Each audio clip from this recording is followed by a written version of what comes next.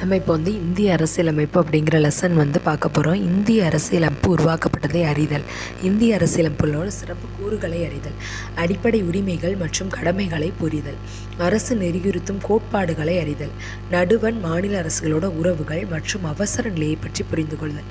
So line by லைனாக பார்த்தா தான் ஃபர்ஸ்ட் டைம் பார்க்க நமக்கு நல்லா புரியும். அந்த நோக்கத்தில் நான் லைன் பை லைனாக தான் நான் இப்போ எக்ஸ்பிளைன் பண்ண போகிறேன். அறிமுகம். ஒரு நாட்டின் நிர்வாகமானது எந்த அடிப்படை கொள்கைகளை சார்ந்து அமைந்துள்ளது என்பதை பிரதிபலிக்கும் அடிப்படை சட்டமே அரசியலமைப்பு என்பதாகும். அது ஒரு நாட்டின் முன்னேற்றத்திற்கு அச்சாணி ஆகும். அரசியலமைப்பு என்ற கொள்கை முதலில் அமெரிக்க ஐக்கிய நாடுகளில் தோன்றியது. ஸோ ஒரு நாட்டோட நிர்வாகம் அப்படிங்கிறது எந்த அடிப்படை கொள்கைகளை சார்ந்து அமைஞ்சிருக்கு அப்படிங்கிறத பிரதிபலிக்கக்கூடிய அடிப்படை சட்டம் தான் அரசியலமைப்பு அப்படிங்கிறது.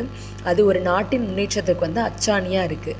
அரசியலமைப்பு அப்படிங்கிற கொள்கை ஃபஸ்ட்டு அமெரிக்க ஐக்கிய நாடுகளில் தான் தோன்றியிருக்கு. அப்புறம் அரசியலமைப்போட அவசியம். அனைத்து மக்களாட்சி நாடுகளும் தங்களை நிர்வகித்துக் கொள்ள ஒரு அரசியலமைப்பு சட்டத்தை பெற்றுள்ளன. ஒரு நாட்டின் குடிமக்கள் வாழ விரும்பும் வகையில் சில அடிப்படை கொள்கைகளை அரசியலமைப்பு வகுத்து கொள்கிறது. நமது சமூகத்தின் அடிப்படை தன்மை அரசியலமைப்பு நமக்கு தெரிவிக்கிறது. ஸோ எல்லா மக்களாட்சி நாடுகளையுமே நிர்வகிக்கிறதுக்கு ஒரு அரசியலமைப்பு சட்டம் ரொம்ப ரொம்ப இம்பார்ட்டன்ட். ஒரு நாட்டோட குடிமக்கள் எப்படி வாழணும் அப்படிங்கிற வகையில் அடிப்படை கொள்கைகளை அரசியலமைப்பு வகுத்து கொடுக்குது. ஸோ சமுதாயத்தோட அடிப்படை தன்மையும் அரசியலமைப்பு தான் சொல்லுது. இந்திய அரசியலமைப்பு உருவாக்கம் 1946 அமைச்சரவை தூதுக்குழு திட்டத்தின் கீழே உருவாக்கப்பட்ட இந்திய அரசியல் நிர்ணய சபையால் இந்திய அரசியலமைப்பு அப்படிங்கிறது உருவாக்கப்பட்டது. இந்த சபை 292 மாகாண பிரதிநிதிகள், 93 தேச அரசுகளின் நியமன உறுப்பினர்கள், மாகாண முதன்மை ஆணையர்கள் சார்பில்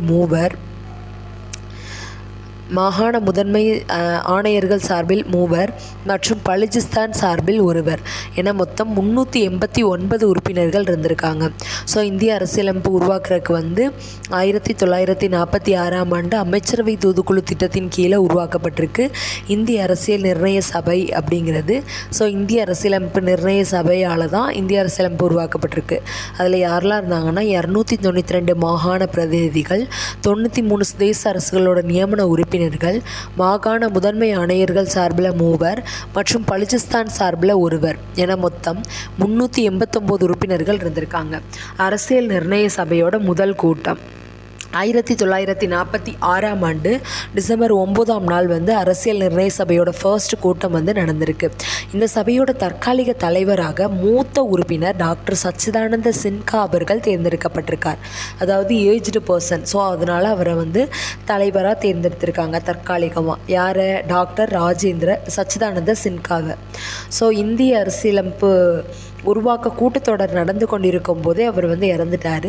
ஸோ அவர் இறந்ததை தொடர்ந்து டாக்டர் ராஜேந்திர பிரசாத் இந்திய அரசியலமைப்பு நிர்ணய சபையின் தலைவராகவும், ஹச்சி முகர்ஜி மற்றும் வி.டி. கிருஷ்ணமாச்சாரி இருவரும் துணைத் தலைவர்களாகவும் தேர்ந்தெடுக்கப்பட்டனர். ஹச்சி முகர்ஜி மற்றும் வி.டி. கிருஷ்ணமாச்சாரி இவங்க 2 பேரும் துணைத் தலைவர்கள். இக்கூட்டத்தொடர் 11 அமர்வுகளாக 166 நாட்கள் நடைபெற்றது.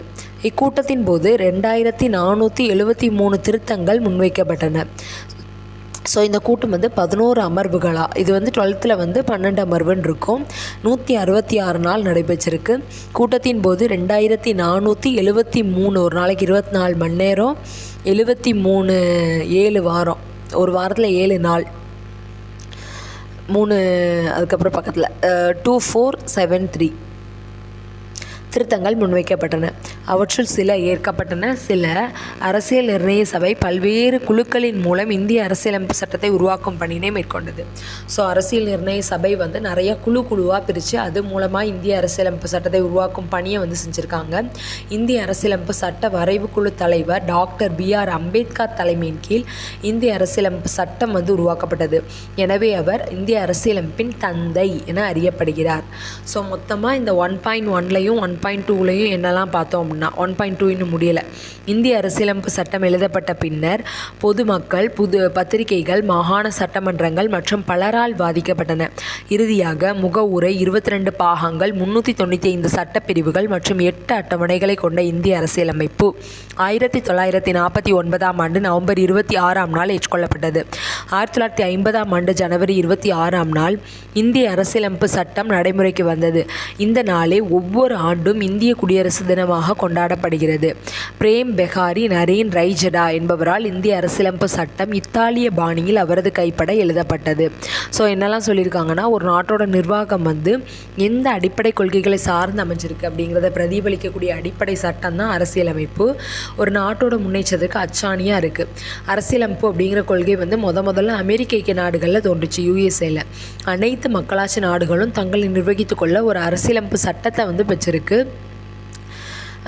அந்த அரசியலமைப்பு சட்டம் அப்படிங்கிற கொள்கையை முதல்ல நம்ம யூஎஸ்ஏலேருந்து தான் எடுத்திருக்கோம். அப்புறம் இந்திய அரசியலமைப்பு சட்டம் உருவாகிறதுக்கு 1946 அமைச்சரவை தூதுக்குழு திட்டத்தின் கீழே இந்திய அரசியலமைப்பு நிர்ணய சபைன்னு ஒன்று உருவாக்கியிருக்காங்க. அதில் 292 மாகாண பிரதிநிதிகள், 93 தேச அரசுகளோட நியமன உறுப்பினர்கள், அப்புறம் பலுச்சிஸ்தான் சார்பில் ஒருவர் மற்றும் மாகாண முதன்மை ஆணையர்கள் சார்பில் 3 என 389 உறுப்பினர்கள் இருந்திருக்காங்க. அரசியல் நிர்ணய சபையின் முதல் கூட்டம் வந்து 1946 டிசம்பர் 9 வந்து நடைபெற்றிருக்கு. தற்காலிக தலைவராக மூத்த உறுப்பினர் டாக்டர் சச்சிதானந்த சின்ஹா வந்து தேர்ந்தெடுக்கப்பட்டிருக்காங்க. துணைத் தலைவராக HC முகர்ஜி, VT கிருஷ்ணமாச்சாரி. அந்த சச்சிதானந்த சின்ஹா இறந்ததை தொடர்ந்து ராஜேந்திர பிரசாத்தை தலைவராக்கியாச்சு. மொத்தம் 11 அமர்வுகளாக 166 நாட்கள் இந்த கூட்டம் நடைபெற்றிருக்கு. கூட்டத்தின் போது 2473 திருத்தம் முன்வைக்கப்பட்டிருக்கு. அதில் நிறைய ஏற்றுக்கொள்ளப்பட்டுச்சு, நிறைய ஏற்றுக்கொள்ளப்படல. டாக்டர் BR அம்பேத்கர் தலைமையின் கீழே இந்திய அரசியலமைப்பு சட்டம் உருவாக்கப்பட்டதுனால அவரை வந்து நம்ம இந்திய அரசியலமைப்பின் தந்தை என அழைக்கிறோம். இந்திய அரசியலமைப்பு சட்டம் எழுதப்பட்ட அப்புறமா பத்திரிகைகள் மற்றும் மக்கள் எல்லாரும் சேர்ந்து அதை விவாதிச்சிருக்காங்க. இறுதியாக ஒரு முகவுரை, 22 பாகங்கள், 395 சட்டப்பிரிவுகள், 8 அட்டவணைகள் அப்படிங்கிற இதில் இருந்திருக்கு. ஸோ இந்திய அரசியலமைப்பு 1949 நவம்பர் 26 ஏற்றுக்கொள்ளப்பட்டது.